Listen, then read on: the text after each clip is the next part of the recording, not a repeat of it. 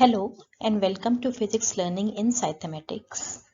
मैं निशि गुप्ता और आज का हमारा टॉपिक है मूविंग कॉइल गैल्वेनोमीटर। तो मूविंग कॉइल गैल्वेनोमीटर क्या होता है? ये पहले तो ये क्या काम करता है, क्या डिवाइस है, किस चीज़ के काम आती है? It can be used as detector to check if a current is flowing in the circuit, यानी कि करंट को डिटेक्ट करने के काम आता है। जैसे कि हमने व्हीटस्टोन ब्रिज में नल पॉइंट निकाला था, मीटर ब्रिज में, पोटेंशियोमीटर में। नल पॉइंट कब होता है? जब करंट फ्लो नहीं हो रही हो। वो हम कैसे चेक करते हैं? गैल्वेनोमीटर से। तो गैल्वेनोमीटर जो है किस काम आता है? डिटेक्टर की तरह काम आता है कि डिटेक्ट करता है कि करंट फ्लो हो रही है या नहीं हो रही है। When no current is flowing in the circuit through the galvanometer, the pointer is in the middle of the scale. जब करंट फ्लो नहीं होती तो ये जो स्केल है, इस स्केल के मिडिल में होता है पॉइंटर। यहाँ पर 0 मार्क होता है और इस पे पॉइंटर होता है जब करंट फ्लो नहीं हो रही है। और जब करंट फ्लो होती है, then depending on the direction of current, the pointer's deflection is either to the right or to the left. जब करंट फ्लो करते हैं तो या तो वो लेफ्ट राइट में जाता है या लेफ्ट में जाता है, depending upon the direction of the current. ठीक है, इसका प्रिंसिपल क्या है, किस प्रिंसिपल पे बेस्ड है ये? It is based on the principal that A current carrying coil placed in a magnetic field experiences A torque. जो हमने लास्ट टर्म पे पढ़ा था अभी, कि अगर कोई करंट कैरिंग कॉइल को हम मैग्नेटिक फील्ड में रखते हैं तो उस पर टॉर्क लगता है, और वो टॉर्क कितना होता है? That is equal to m cross b। ठीक है, कंस्ट्रक्शन इसकी समझते हैं। कंस्ट्रक्शन क्या है? The galvanometer consists of a coil with many turns free to rotate about an axis.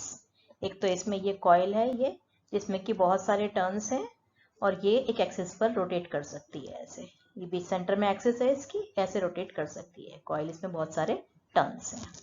ठीक है, then it is placed in the uniform radial magnetic field produced by concave pole pieces of a magnet. ये coil कहाँ रखी हुई है? एक magnetic field में रखी हुई है। आपको दिखाई दे रहा होगा नॉर्थ और साउथ, और ये दोनों पोल्स कैसे हैं? कॉन्केव कटे हुए हैं। कॉन्केव क्यों कटे हुए हैं? कि फील्ड की डायरेक्शन जो है ये सरफेस के परपेंडिकुलर होती है। तो ये जो फील्ड है कैसी है? Radial. Radial means along the radius. अगर ये सर्कल बन रहा है तो ये फील्ड जो है रेडियल है, अलोंग द रेडियस। ठीक है, ये रेडियल फील्ड क्यों ली गई है? So that the plane of the coil is always along the magnetic field, thereby the angle between magnetic moment and magnetic field always remains 90 degree. एक बहुत important point है, अक्सर पूछा जाता है ये कि इसमें रेडियल फील्ड हम क्यों लेते हैं? क्यों लेते हैं? जैसे ये कॉइल घूमेगी, ये कॉइल जब ऐसे टर्न होगी, ऐसे टर्न होगी, ये एक्सिस है बीच में, तो एक्सिस के अबाउट जब घूमेगी तो आप देखेंगे हर पोजीशन में, चाहे वो कैसे भी घूमे, इसका जो प्लेन है, ये कॉइल का प्लेन हमेशा मैग्नेटिक फील्ड के अलोंग रहेगा, क्योंकि मैग्नेटिक फील्ड रेडियल है। तो कॉइल का प्लेन मैग्नेटिक फील्ड के अलोंग रहेगा। क्या मतलब है? इसका जो परपेंडिकुलर है, यानी कि मैग्नेटिक मोमेंट का डायरेक्शन है, वो जो है हमेशा बी से 90 डिग्री के एंगल पर होगा। ठीक है, क्यों होना चाहिए ये अभी हम आगे इसकी थ्योरी पढ़ेंगे तब समझ में आएगा कि इसको लेने का क्या फायदा है। आगे कंस्ट्रक्शन क्या है? There is a cylindrical soft iron core which not only makes the field radial but also increases the strength of the magnetic field. ये जो कॉइल है, ये जो किस पे लिपटी हुई है? एक सॉफ्ट आयरन कोर। ये सॉफ्ट आयरन कोर दिखाई दे रहा है आपको। ये सॉफ्ट आयरन कोर क्या काम करता है? ये एक तो फील्ड को रेडियल करने के काम आता है और उसकी स्ट्रेंथ को भी इंक्रीज करता है। तो ये दो पॉइंट्स बहुत इंपॉर्टेंट है। एक तो क्या है, ये रेडियल फील्ड क्यों लेते हैं, रेडियल मैग्नेटिक फील्ड क्यों ली जाती है, और दूसरा जो है सॉफ्ट आयरन कोर इसमें क्यों यूज करते हैं। ठीक है, आगे क्या है? A pointer is attach to the coil by the help of a spring and the pointer moves over a scale. इस कॉइल से ये स्प्रिंग लगी हुई है, ये एसपी जो स्प्रिंग है, स्प्रिंग से एक पॉइंटर अटैच कर दिया है और ये पॉइंटर जो है इस स्केल पे मूव करता है। ये पॉइंटर जो है इस स्केल पे ऐसे ऐसे मूव करता है। जब करंट फ्लो नहीं हो रही है तो सेंटर में होगा ये, जब करंट फ्लो हो रही है तो या तो वो राइट मूव करेगा या लेफ्ट मूव करेगा, depending upon the direction of the current. तो इसका प्रिंसिपल हो गया, कंस्ट्रक्शन हो गया। अब ये वर्किंग कैसी है? इसकी वर्किंग पढ़ते हैं। Working of the moving coil galvanometer क्या है इसमें? When a current flows through the coil, a torque acts on it, which tends to rotate the coil, and this torque is given by NIAB. Since the field is radial we have sine theta is equal to 1। जब जो है इस coil में current pass करेंगे तो उस पर एक टॉर्क लगेगा तो ये कॉइल रोटेट होगी। और टॉर्क हम कैसे निकालते हैं, m क्रॉस b से। Torque is equal to m cross b, it means mb sine theta. और m कितना है, n into I into A, और b और साइन 90। साइन 90 क्यों है, अभी हमने पढ़ा था कि ये जो कॉइल कैसे भी मूव करे इसका जो एंगल है वो 90 रहेगा, क्योंकि plane of the coil is always along the magnetic field. ठीक है, तो टॉर्क की वैल्यू कितनी आ गई, torque is equal to NIAB। अब जब ये टॉर्क लगेगा तो कॉइल घूमेगी तो ये स्प्रिंग जो है ये कंप्रेस होगी और स्प्रिंग से पॉइंटर लगा हुआ है। ठीक है, तो जो है स्प्रिंग में कोई रेस्टोरिंग फोर्स डेवलप होगा, यानी कि रेस्टोरिंग टॉर्क डेवलप होगा। इसके अपोजिट जो हम रोटेट कर रहे हैं, जो ये टॉर्क लग रहा है, इसके अपोजिट एक रेस्टोरिंग टॉर्क डेवलप होगा जो कि उसको रेस्टोर करने की कोशिश करेगा। और जब ये दोनों टॉर्क इक्वल हो जाएंगे तब क्या होगा, ये पॉइंटर किसी फिक्स पोजीशन पे रुक जाएगा। ठीक है, जैसे हमने स्प्रिंग में पढ़ा है, स्प्रिंग में जो रेस्टोरिंग फोर्स होता है that is proportional to x। तो हम क्या लिखते हैं, F is equal to KX। Minus का साइन भी आता है क्योंकि वो रेस्टोरिंग फोर्स जो है वो x के ऑपोजिट होता है। और k को हम क्या बोलते हैं, स्प्रिंग कांस्टेंट। ये कब होता है, जब हम स्प्रिंग को पुल करते हैं, एक्सटेंड करते हैं या कंप्रेस करते हैं। लेकिन इसमें क्या है, रोटेशन हो रहा है। जब रोटेशन होता है तो हम लीनियर मोशन में क्या करते हैं, फोर्स को तो टॉर्क से रिप्लेस कर देते हैं और x को एंगुलर डिस्प्लेसमेंट से रिप्लेस कर देते हैं। तो it becomes torque is equal to a constant k into phi. अब इसमें ये जो कांस्टेंट है that is called torsion constant, ये torsional constant of the spring. ठीक है, तो अगर जो है इसमें फाई डिफ्लेक्शन हो रहा है, the spring SP provides a counter torque. कितना टॉर्क प्रोवाइड करेगी, K फाई, अगर जो है फाई डिफ्लेक्शन हो रहा है। That balances the magnetic torque NIAB resulting in a steady angular deflection phi on the scale by a pointer attached to the spring. इसमें K क्या है, K is torsional constant of the spring. इसकी unit क्या होगी, आप इसे देख सकते हैं, torque upon angle. It means restoring angle per unit Newton meter and radian inverse. That is the unit of K. और define कैसे करेंगे इसको, the restoring torque per unit twist या per unit deflection. अब इक्विलिब्रियम में क्या होगा, ये टॉर्क और ये टॉर्क, एक रेस्टोरिंग टॉर्क है और एक जो है डिफ्लेक्टिंग टॉर्क। तो इक्विलिब्रियम में जो है the restoring torque is equal to deflecting torque. जो इसको डिफ्लेक्ट करने की कोशिश कर रहा है वो टॉर्क और रेस्टोरिंग टॉर्क दोनों बराबर हो जाएंगे। It means K phi is equal to NIAB, या हम लिख सकते हैं phi is equal to NAB upon K into I। इसमें हम क्या देख रहे हैं, N क्या है, number of turns in the coil, ये फिक्स है। A area of the coil, ये भी फिक्स है। B मैग्नेटिक फील्ड, ये भी फिक्स है। और K टॉर्जन कांस्टेंट स्प्रिंग का, वो भी फिक्स है। It means phi depends only on I, यानी कि जितना डिफ्लेक्शन ज्यादा होगा उतनी ही करंट ज्यादा होगी, यानी कि डिफ्लेक्शन जो है that is proportional to current. Deflection of pointer is proportional to current. और यही वजह है कि हमने जो है रेडियल मैग्नेटिक फील्ड ली है। अगर रेडियल नहीं लेते तो यहाँ पर एक साइन थीटा की टर्म भी आ जाती, तो ये जो डिफ्लेक्शन है I के प्रोपोर्शनल नहीं होता। ठीक है, तो that is the working of a moving coil galvanometer, construction, principle and working. कि जब करंट पास करते हैं तो पॉइंटर मूव करता है तो उससे हम करंट को डिटेक्ट कर लेते हैं। अब डिटेक्ट करने के साथ साथ हम ये जो इंस्ट्रूमेंट है करंट को नापने के और वोल्टेज को नापने के भी काम आता है। हालांकि हम करंट को नापने के लिए एमीटर यूज करते हैं और वोल्टमीटर यूज करते हैं वोल्टेज को नापने के लिए, तो इसको भी हम जो है एमीटर या वोल्टमीटर में कन्वर्ट कर सकते हैं। अब ये मूविंग कॉइल गैल्वेनोमीटर कितना सेंसिटिव है, यानी कि कितना अच्छा काम कर रहा है ये, उसके लिए हम इसकी दो टर्म्स डिफाइन करते हैं, करंट सेंसिटिविटी और वोल्टेज सेंसिटिविटी, जिससे पता चलता है कि इंस्ट्रूमेंट कितना सेंसिटिव है। सेंसिटिव कब होगा? जब कम से कम वोल्टेज को भी डिटेक्ट कर लेगा या कम से कम करंट को भी डिटेक्ट कर लेगा। तो पहली टर्म है current sensitivity of the galvanometer. It is defined as the deflection per unit current. इसको हम रिप्रेजेंट करते हैं IS से। It is defined as the deflection per unit current, यानी कि जितनी कम करंट से ज़्यादा डिफ्लेक्शन होगा तो सेंसिटिविटी उसकी ज़्यादा होगी। और फाई हमने निकाला था अभी, phi is equal to NBA upon K multiplied by I। तो अगर हम फाई अपॉन I लेंगे तो हमें क्या मिलेगा? IS is equal to NBA upon K, यानी कि करंट सेंसिटिविटी उसके किन फैक्टर्स पर डिपेंड करती है? उसकी स्ट्रक्चर पर डिपेंड करती है, यानी कि कॉइल में कितने टर्न्स हैं, कितना एरिया है, जो स्प्रिंग लगाया है उसका टॉर्जन कांस्टेंट कितना है, मैग्नेटिक फील्ड हमने कितनी यूज़ की है। और इसकी SI यूनिट क्या होगी करंट सेंसिटिविटी की? That is deflection per unit current. It means radian पर ampere. Then second term is voltage sensitivity of the galvanometer. It is defined as a deflection per unit voltage. VS से represent करते हैं deflection per unit voltage.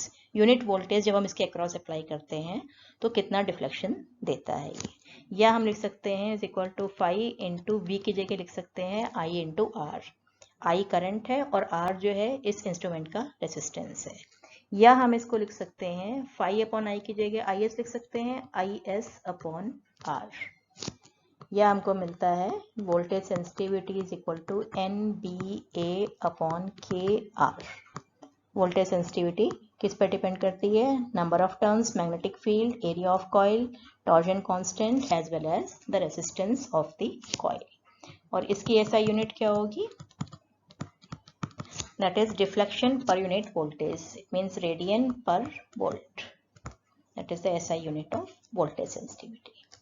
अब अगर हमें instrument की sensitivity बढ़ानी है, करंट सेंसिटिविटी या वोल्टेज सेंसिटिविटी, तो बढ़ाने के लिए हम क्या कर सकते हैं? हम जो है N को इंक्रीज कर सकते हैं कि ये जो है नंबर ऑफ टर्न्स हमने कॉइल के बढ़ा दिए हैं, या हम B को इंक्रीज कर सकते हैं, जो हमने मैग्नेटिक फील्ड ली है वो स्ट्रांग ली है, या एरिया को इंक्रीज कर सकते हैं, या हम K को डिक्रीज कर सकते हैं, तो करंट सेंसिटिविटी जो है उसकी बढ़ जाएगी। तो जरूरी एक क्वेश्चन ये जरूर पूछा जाता है कि इंक्रीजिंग द करंट सेंसिटिविटी मे और may not increase the voltage sensitivity. क्या करंट सेंसिटिविटी को इंक्रीज करेंगे तो वोल्टेज सेंसिटिविटी भी इंक्रीज होगी या नहीं? ठीक है, हालांकि दिखने में लग रहा है कि दोनों सेम है, बस सिर्फ R का डिफरेंस है, तो इसको बढ़ाएंगे तो ये भी बढ़ जाएगी, लेकिन ऐसा नहीं है, कभी कभी बढ़ती है कभी नहीं बढ़ती है। अगर मान लीजिए हमने B को इंक्रीज किया है, B को इंक्रीज किया है तो यहाँ भी इंक्रीज हो गया, यहाँ पे भी इंक्रीज हो गया, IS भी बढ़ गई और VS भी बढ़ गई। IS को बढ़ाने से VS बढ़ गई। अगर हमने K को डिक्रीज किया है, हमने ऐसा जो स्प्रिंग लिया है जिसका टॉर्जन कांस्टेंट कम है, तो IS भी बढ़ गई है आपकी और VS भी अकॉर्डिंगली बढ़ जाएगी। लेकिन अगर हम N या A को चेंज करते हैं तो क्या होता है? तो सपोज कीजिए कि हम N को चेंज करते हैं, यानी कि हमने नंबर ऑफ टर्न्स को डबल कर दिया, N को हमने डबल कर दिया, नंबर ऑफ टर्न्स को डबल कर दिया, तो क्या होगा? करंट सेंसिटिविटी तो डबल हो जाएगी, क्योंकि करंट सेंसिटिविटी क्या थी? NBA अपॉन K, और हमने जो है इसको N को 2N कर दिया, तो नई करंट सेंसिटिविटी क्या हो गई? 2NBA upon K। तो करंट सेंसिटिविटी जो है इसकी डबल हो गई। अब वोल्टेज सेंसिटिविटी पे देखते हैं क्या फर्क पड़ता है। जब हमने नंबर ऑफ टर्न्स बढ़ाए हैं तो क्या होगा? उस रेसिस्टेंस, हमें जब वायर ज़्यादा लेना पड़ेगा, यानी कि रेसिस्टेंस ऑफ द गैल्वेनोमीटर भी डबल हो जाएगा, क्योंकि resistance depends upon the length. तो अगर हम नंबर ऑफ टर्न्स बढ़ाएंगे तो उतनी ही लेंथ हमको वायर की ज़्यादा लेनी पड़ेगी, लेंथ ज़्यादा लेंगे तो रेजिस्टेंस भी डबल हो जाएगा, it is proportional to the length of the wire. तो N को बढ़ाने से जो है R भी बढ़ जाता है। अब वोल्टेज सेंसिटिविटी देखते हैं, पहले कितनी थी? NBA upon KR। अब जो नई वोल्टेज सेंसिटिविटी हो गई है, N की जगह 2N हो गया, BA अपॉन K और R की जगह 2R, और 2 और 2 कैंसिल हो जाएंगे। तो हम देख रहे हैं कि वोल्टेज सेंसिटिविटी जितनी पहले थी उतनी की उतनी ही है, the voltage sensitivity remains unchanged.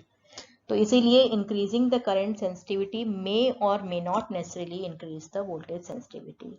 अगर हम करंट सेंसिटिविटी बढ़ाते हैं तो वोल्टेज सेंसिटिविटी इंक्रीज हो भी सकती है और नहीं भी हो सकती है।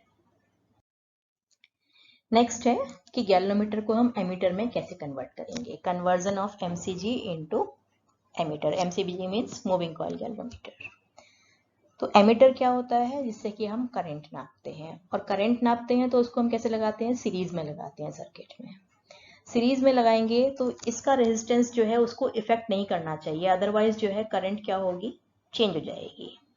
तो इसका रेजिस्टेंस जो है करंट को इफेक्ट ना करे, उसके लिए हम क्या करते हैं, it can be converted, the moving coil galvanometer can be converted into ammeter by introducing a shunt resistance of small value in parallel.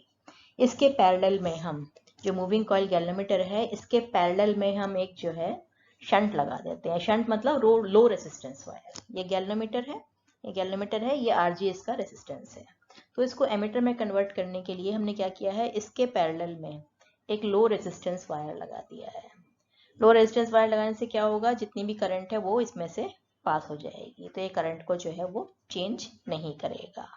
ठीक है, तो हम कैसे इसको वर्किंग कैसे समझेंगे। आरजी क्या है, RG is the resistance of galvanometer.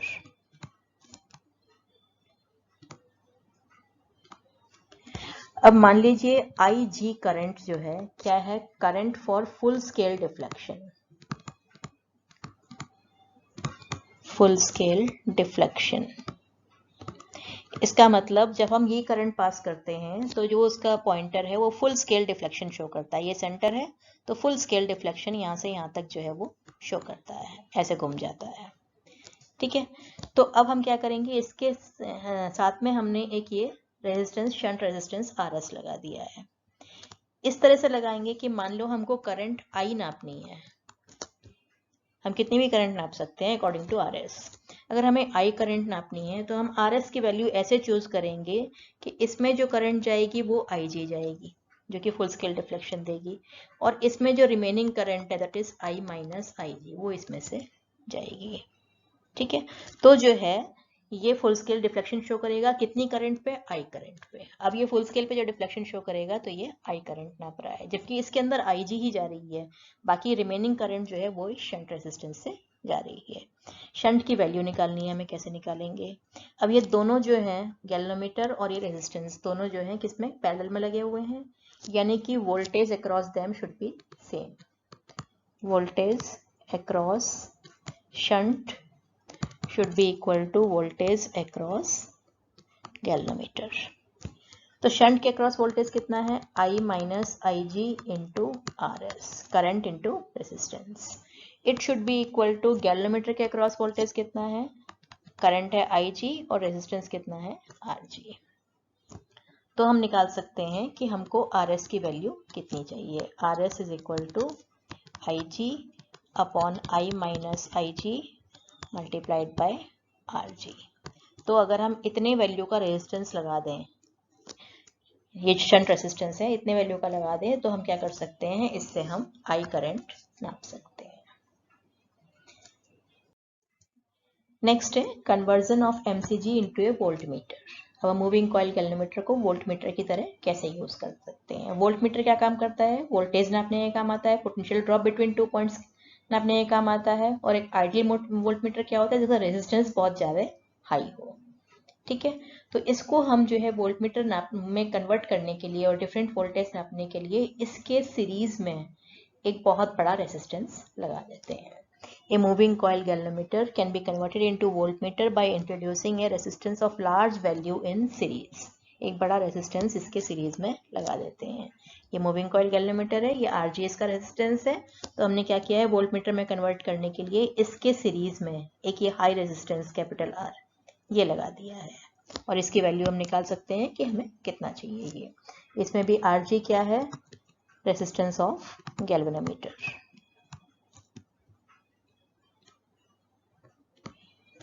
और IG मान लीजिए क्या है, current for full scale deflection. जब फुल स्केल डिफ्लेक्शन दे रहा है पॉइंटर तो करंट कितनी है। अब हमने इसको यहाँ पे लगा दिया, और मान लीजिए ये वोल्टेज कितना नाप रहा है, V वोल्टेज नाप रहा है। तो ये V वोल्टेज कितनी होगी, V is equal to current. Current इसमें जो है IG फ्लो होगी जब फुल स्केल डिफ्लेक्शन होगा, तो हम इसको इस तरह से एडजस्ट करेंगे, करंट इसमें IG ही रहे। तो करंट है IG और रेजिस्टेंस कितना हो गया, ये दोनों सीरीज में लगे हुए हैं RG और R, तो RG प्लस R।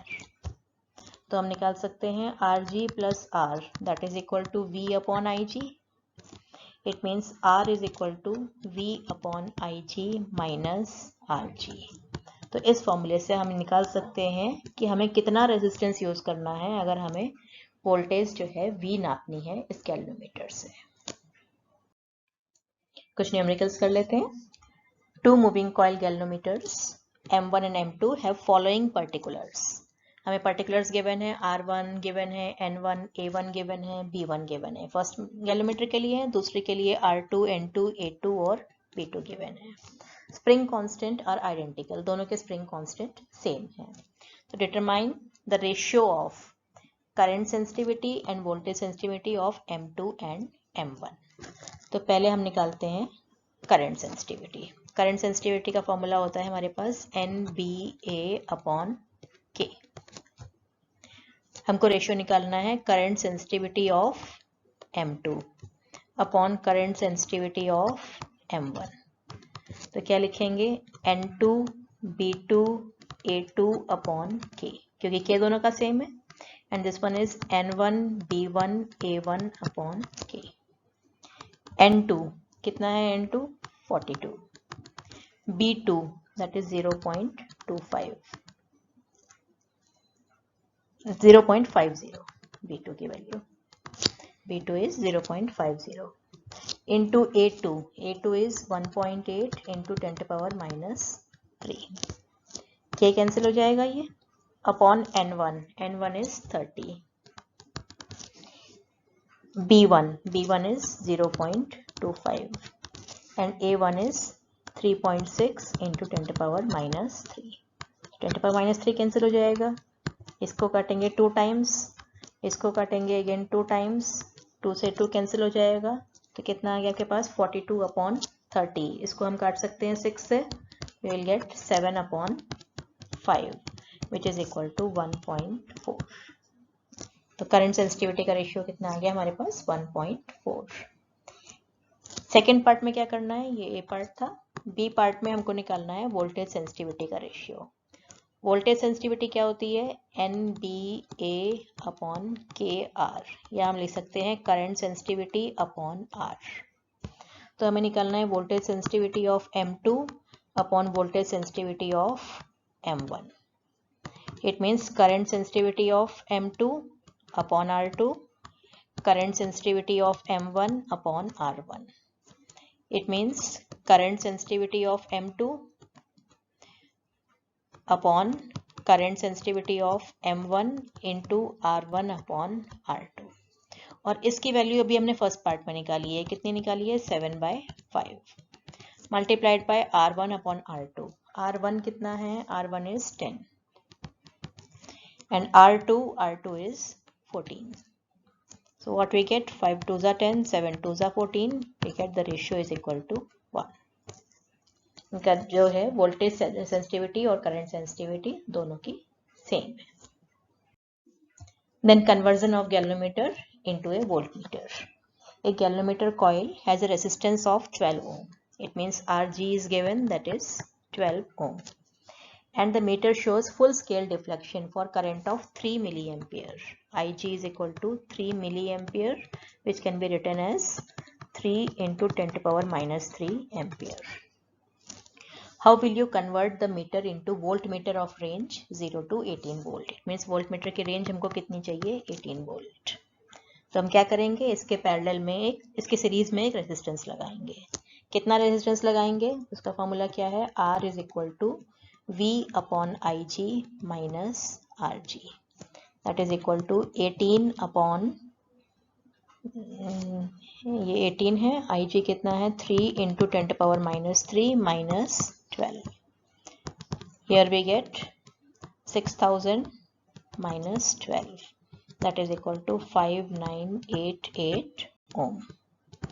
तो हम कैसे कन्वर्ट कर सकते हैं इसको, bye connecting A resistance of 5988 ohm in series. ठीक है, रेजिस्टेंस सीरीज में अगर हम इतना लगा दें तो वो वोल्टमीटर में कन्वर्ट हो जाएगा। नेक्स्ट है conversion of galvanometer into ammeter. A galvanometer coil has a resistance 15 ohm. Rg is given 15 ohm. And the meter shows full scale deflection for current of 4 milliampere. Ig is 4 milliampere, which can be written as 4 into 10 to the power minus 3 ampere. How will you convert the meter into emitter of range 0 to 6 volt? तो हम जो current नापनी है maximum, that is 6 ampere, not volt, 6 ampere. तो इसमें क्या करते हैं, हम रेजिस्टेंस लगाते हैं, शंट रेजिस्टेंस लगाते हैं, और उसकी वैल्यू हम कैसे निकालते हैं, आर एस की value, that is I upon I minus I G, sorry I G upon I minus I G multiplied by R G. So we will get 4 into 10 to power minus 3 divided by 6 minus 4 into 10 to power minus 3 multiplied by R G is 15, और we get 4 into 10 to power minus 3 divided by 6 minus ये कितना हो जाएगा 0.003 places जाना है हमको 4 1 2 3 places into 15, या इसको हम नेगलेक्ट कर सकते हैं, तो हम कितना लिखेंगे 4 upon 6 into 10 to power minus 3 multiplied by 15. We get 2 3 and 3 5s are 15. So we get how much 10 raised to power minus 2 ohm. या इसको अगर हम मिली ओम में कन्वर्ट कर लें, यानी कि 1000 से मल्टीप्लाई कर दें, वी गेट 10 मिली ओम. यानी कि हम जो है इतना रेजिस्टेंस, छोटा रेजिस्टेंस होता है शंट रेजिस्टेंस 10 मिली ओम, 10 मिली ओम का रेजिस्टेंस कहाँ लगाएंगे, इन पैरेलल विद गैल्वेमीटर. गैल्वेमीटर के पैरेलल में अगर हम इतना रेजिस्टेंस लगा दें, then to be converted into a ammeter. तो इसी के साथ चैप्टर 4 खत्म होता है हमारा, और इसमें हमने जो नई क्वांटिटीज पढ़ी हैं एक बार उनको देख लेते हैं क्या क्या है ये. इसमें हमने पढ़ा है पहला परमेबिलिटी ऑफ फ्री स्पेस, जिसको हम म्यू नॉट से रिप्रेजेंट करते हैं, और ये एक स्केलर क्वांटिटी है. वैल्यू कितनी होती है इसकी 4 पाई 10 टू पावर माइनस 7. किसके लिए, ये वैक्यूम के लिए. वैक्यूम में इसकी जो वैल्यू है 4 पाई 10 टू पावर माइनस 7, और यूनिट टेस्ला मीटर पर एम्पियर. इसकी यूनिट हमने निकाली थी बायोट-सेवर्ट लॉस यूज करके, और इसके हम डायमेंशंस निकाल सकते हैं. Then magnetic field, that is a vector quantity, और इसको हम रिप्रेजेंट करते हैं कैपिटल बी से. इसकी यूनिट टेस्ला, टेस्ला हमने कैसे निकाली थी, F is equal to Q V cross B से, इससे यूनिट निकाली थी. तो ये जो यूनिट आई थी इसको हमने टेस्ला नाम दिया था, और इसके डायमेंशंस हम निकाल सकते हैं कि कितनी होंगी, mt माइनस 2 एम्पियर इनवर्स. फिर हमने पढ़ा था मैग्नेटिक मोमेंट, जिसको हम स्मॉल m से रिप्रेजेंट करते हैं, और ये भी एक वेक्टर क्वांटिटी है. इसके डायरेक्शन कैसे निकालते हैं हम, राइट हैंड थंब रूल से. इसके डायरेक्शन निकालते हैं हम राइट हैंड थंब रूल से, कि अगर हम राइट हैंड के फिंगर्स को इस तरह से कर्ल करें कि वो जो है करंट के डायरेक्शन में है, जो कॉइल में करंट फ्लो हो रहा है, तो थंब जो है मैग्नेटिक फील्ड के मैग्नेटिक मोमेंट के डायरेक्शन को बताता है. और इसकी यूनिट क्या है, एम्पियर मीटर स्क्वायर. हमने इसको डिफाइन किया था करंट इनटू एरिया, तो इससे यूनिट आ जाती है इसकी एम्पियर मीटर स्क्वायर. एक यूनिट और होती है जूल पर टेस्ला, वो किससे आती है, हमने अभी जो है टॉर्क निकाला था, torque is equal to m cross b. तो अगर हम इससे m की यूनिट निकालेंगे तो क्या आएगा, टॉर्क अपॉन b. टॉर्क की यूनिट क्या होती है, न्यूटन मीटर, जिसको हम जूल भी लिख सकते हैं, और b के लिए टेस्ला, तो जूल पर टेस्ला. और इसके अगर हम जो है डायमेंशंस निकालें, दैट इज al स्क्वायर. फिर हमने पढ़ा है टॉर्जन कांस्टेंट, जिसको हम k से रिप्रेजेंट करते हैं, ये एक स्केलर क्वांटिटी है. और कहाँ पढ़ा है हमने ये, MCG में, मूविंग कॉइल गैल्वेमीटर में जो स्प्रिंग होती है उसका जो कांस्टेंट होता है, that is torsion constant. Deflection per unit twist define भी किया था इसको हमने, और इसकी यूनिट क्या होती है, न्यूटन मीटर पर radian. It means torque upon deflection. और अगर हम इसका ये निकालें डायमेंशंस, दैट इज ml/t-2.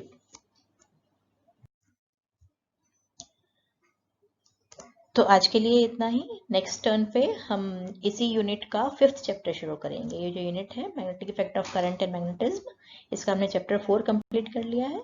तो नेक्स्ट टर्न पे चैप्टर 5 शुरू करेंगे. तब तक के लिए bye, thank you, happy learning.